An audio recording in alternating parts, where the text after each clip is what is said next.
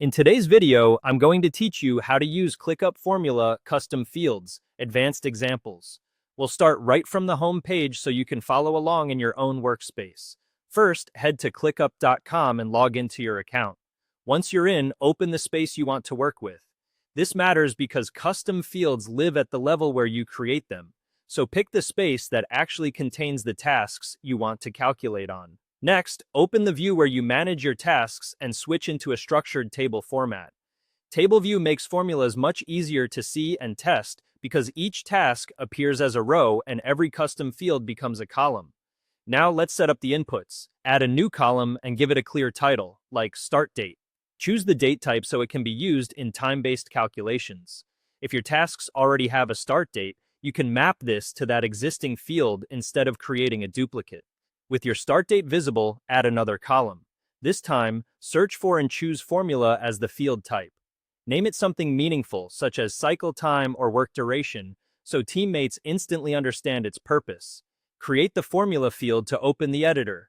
Click into the formula field to start building. You'll see a selector to pull in fields from your tasks. Choose start date so it's available as an input, and then also bring in due date. If you pick them in the wrong order at first, don't worry, you can flip them in a moment.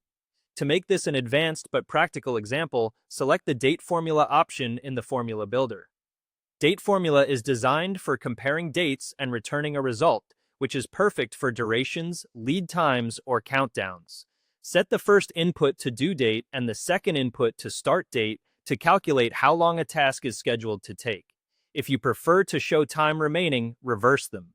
Many teams track in days, but you can adjust units if your builder supports hours or minutes. The key is to keep your field names consistent and your date fields populated on each task for accurate results. As you confirm the formula, you'll see values populate across the table, one per task. If you notice negative numbers, swap the field order in the formula. If a task is missing dates, the result may be blank, so consider making those date fields required on your templates. Finally, scan a few rows to validate the math against known tasks. With the date formula in place, you've built a reusable, advanced calculation that updates automatically whenever your dates change.